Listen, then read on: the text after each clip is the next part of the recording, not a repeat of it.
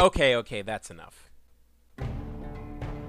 Without a doubt, the most criticized element of every single Piranha Bytes game is the combat. To say the combat in these games is an acquired taste is a bit of an understatement. Still, having played every single PB game extensively, I genuinely think there's something great in the combat system in every one of their games. Yeah, even that one. And this one. Really. I hope to cover the evolution of PB combat systems sometime in the near future, and today stick mostly to ELEX, but let's establish the common ground all of their games share to lay the groundwork for ELEX's combat. Combat in PB games is defined by real-time third-person action-based RPG combat, rather than real-time with pause or turn-based RPG combat. So, think more Dark Souls than Baldur's Gate. All PB games have robust melee, ranged, and magical systems, and the player's proficiency in each of those categories usually ties into his faction allegiance, such as a fire mage having exclusive access to rune magic, say. While their games do use character stats, such as strength, dexterity, etc., and learnable abilities, you still need to actually become good at fighting in order to really get anywhere, especially in the Gothic series. Their games tend to use a simple combo system that requires precise timing. For example, in Gothic 2, you have to press the arrow key that corresponds to where you need to swing your blade the very instant your character finishes a moveset. If you press it too soon or too late, it will either abort the combo, forcing you to start again, or your attack speed will be slowed significantly. This particular aspect is what infuriates your average Joe, because it's especially hostile to newer or more casual gamers. Oh shit, your brother showed up. What the fuck? Oh, fuck, oh, fuck you. Oh, fuck you, oh! Oh, what the fuck? You get the fucking... Fuck you!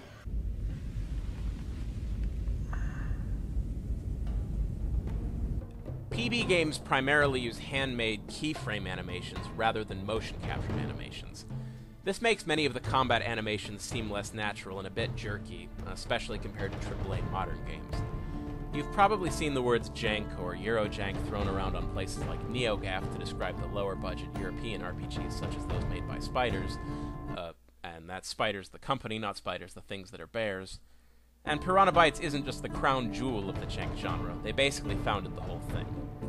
I think a lot of people interpret this term as a pejorative, but honestly, I kinda like it, and I think ELEX should wear the jank badge with pride. But I guess I also like Marmite and the new Battlestar Galactica, so what do I know? And finally, the combat in these games can get a bit stun-locky at times, though to be fair, it's usually the player's fault rather than the game developer. Not always, though. So with all of these core characteristics in mind, let's talk about ELEX. Now, I don't think I'm being hyperbolic in saying that ELEX might actually be breaking a new open-world action RPG record for the largest number of different combat systems in one game.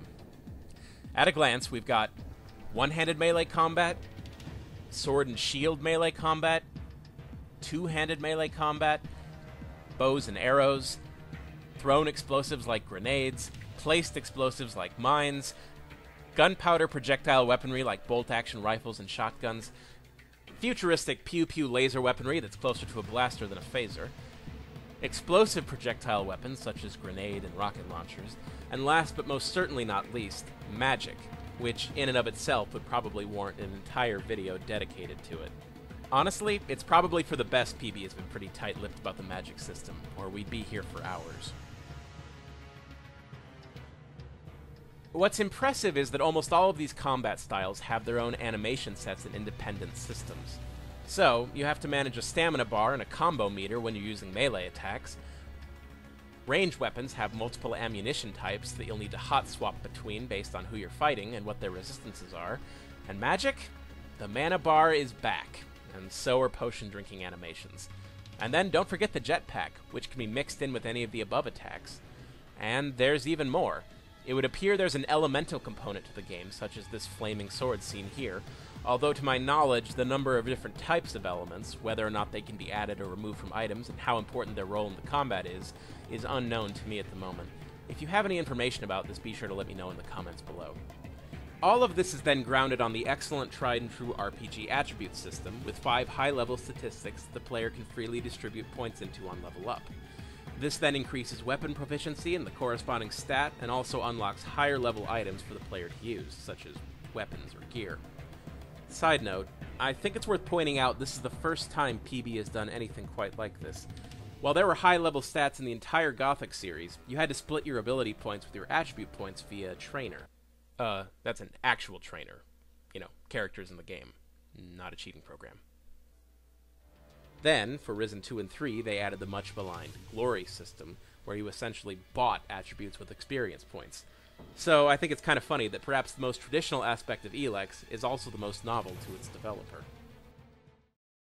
Alright, so you're listening to this frankly astonishing number of combat options and approaches, and you start thinking to yourself that all of it sounds a bit too good to be true. Well, you might be right, at least as far as the modern weaponry goes. While ELEX still has a couple months from release, and the latest footage I've been able to find I think is still from a beta, I have a sneaking suspicion that what you see is what you get here. Every gun seems to use the exact same animation, meaning every gun kicks like a BB gun.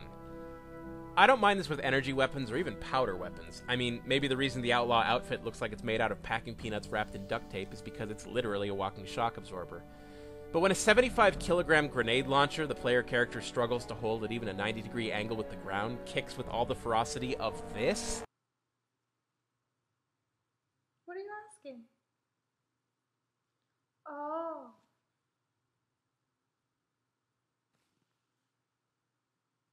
Something is horribly off. And speaking of horribly off, that's not a sentence you want to hear too often, the magic system in this game looks incredible. Genre-defining, even. But what in God's name is this animation? Seriously? I don't even care about animation. I still play Morrowind, for Christ's sakes.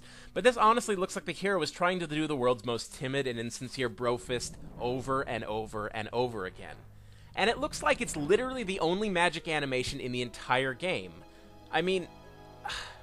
And they even put this in one of the first trailers. Seriously? Would it really have been all that difficult just to port over the fantastic magic glove animations from Risen 3? Anyway, on the plus side, archery has been great in PB games since Gothic 3, and I doubt it's going to change here. And while it's still a bit too early to tell, what I've seen of the melee combat so far looks fairly solid, with a good variety of movesets based on the weapon you're wielding, including a shield bash, which is a first for a PB game, I think. While I don't think you're going to get anything close to the fluidity, variety, and precision of the melee combat in a Souls game, for the type of game ELEX is, it's more than acceptable.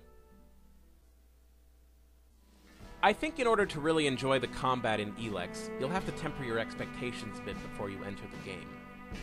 Remember, ELEX is an RPG.